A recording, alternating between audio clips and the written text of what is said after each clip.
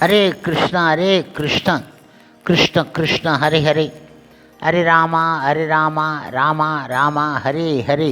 குட்டி கதைகள் 1127. இங்கு அனைத்து பாவங்களையும் நீக்கும் கங்கையையும் புனிதப்படுத்தும் பக்தர்கள் எனும் கதையினை காண்போம்.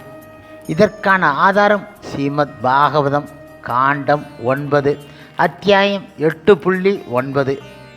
முன்பு ஒரு சமயம் சகர மகாராஜா செய்த அஸ்வமேத யாகத்திற்கான குதிரை இந்திரன் அபகரித்து கொண்டு செல்ல அந்த குதிரை மீட்டு வர தன்னுடைய புத்திரர்களை அவர் அனுப்பி வைத்தார்.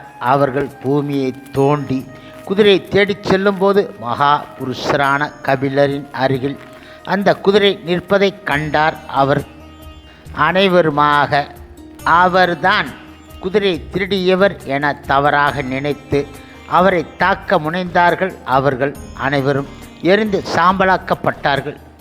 இதற்கு பிறகு சகர மகாராஜாவின் பேரன் ஆன அம்சுமான் யாக குதிரை தேடிச் சென்றபோது யாக குதிரையும் தன்னுடைய தந்தையின் சகோதரின் சாம்பல் குவியும் கண்டார். அவர் பின்பு கபிலரை வணங்கி திருப்தி செய்து அந்த குதிரையை பெற்றுக்கொண்டார். மேலும் அவர்களுடைய முன்னோர்களின் விடுதலை கங்கை நீரால் மட்டுமே இயலும் என கபிலர் அம்சுமானிடம் கூறி சென்றார். அவர் இப்பொழுது குதிரை திரும்பியதும் யாகத்தை முடித்த சகர மகாராஜா அம்சுமானிடம் அரசை ஒப்படைத்துவிட்டு கானகம் எய்திவிட்டார். அம்சுமானும் நீண்ட காலம் தவம் இருந்தும் கங்கை பூமிக்கு கொண்டு வர முடியாமலேயே இந்த உலகை விட்டு நீங்கிவிட்டார். அவரை போன்று அவர் மகன் திலீபனும் கங்கை கொண்டு வராமலே காலமாகிவிட்டார். பின்பு இறுதியாக திலீபனின் மகனான பகீரதன் கங்கை கொண்டு வர பெரும் தவம் செய்தார். அவரிடம் திருப்தி அடைந்த கங்காதேவி பூமிக்கு வந்து பகீரதின் முன்னோர்களை விடுதலை செய்ய ஒப்புக்கொண்டார் அவர். ஆனால் அதே சமயம் கங்காதேவி கூறினாள். 2 பிரச்சனைகளை எடுத்து உரைத்தாள் அவள். முதல் பிரச்சனை என்னவென்றால், ஆகாயத்தில் இருந்து வேகமாக பூமியில் இறங்கும்போது தன்னுடைய கடுமையான வேகத்தை தாங்கக்கூடியவர் யார்? தாங்கக்கூடியவர் இல்லை என்றால் பூமியை பிளந்து கொண்டு பாதாளமான ரசா தளத்திற்கு தான் சென்று விடுவேன் என கூறிவிட்டாள் அவள். 2வது பிரச்சனை, கங்கை தான் பூமியில் இறங்க விருப்பம் கிடையாது என கூறினாள்.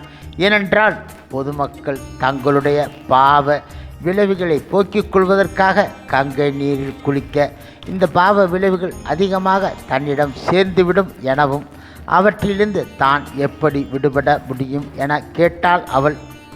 இதற்கு பதிலாக பகீரதன் கூறினார், சிவபெருமான் கங்கையின் வேகத்தை தனது தலைமையில் தாங்கிக் கொள்ள முடியும். அதனால் முதல் பிரச்சனை தீரும் என்றார் அவர்.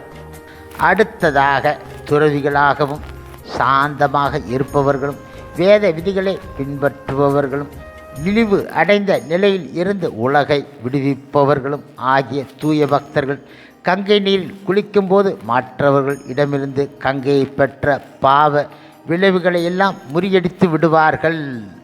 ஏனென்றால் இந்த பக்தர்கள் எல்லா பாவங்களையும் நீக்கக்கூடியவராகிய பகவான் ஸ்ரீகிருஷ்ணரை எப்போதும் தங்கள் இருதயத்தில் வைத்து போற்றுகின்றார்கள் எனவும் அதனால் 2வது பிரச்சனையும் தீரும் என கூறி கங்கை திருப்திப்படுத்தினார் அவர்.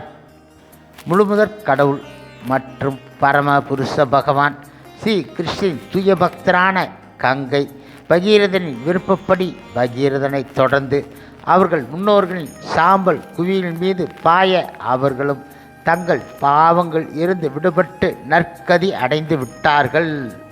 இவ்வாறாக சகல பாவிகளை புனிதப்படுத்தக்கூடிய கங்கையும் பாவ விளைவுகளை ஏற்றுக்கொள்ள பயப்படும் போது பகவான் கிருஷ்ணன் தூய பக்தர்கள் சகல பாவங்களை நீக்கும் கங்கையும் தூய்மைப்படுத்தும் சக்தி வாய்ந்தவர்களாக இருப்பதை காணலாம்.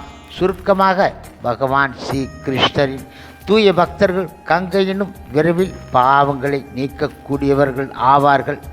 ஹரே கிருஷ்ண கிருஷ்ண கிருஷ்ண ஹரே ஹரே, ஹரே ராமா ராமா ராமா ஹரே ஹரே. ஸ்ரீல பிரபுபாதரின் சேவையில் இஸ்கான் பக்தர்கள்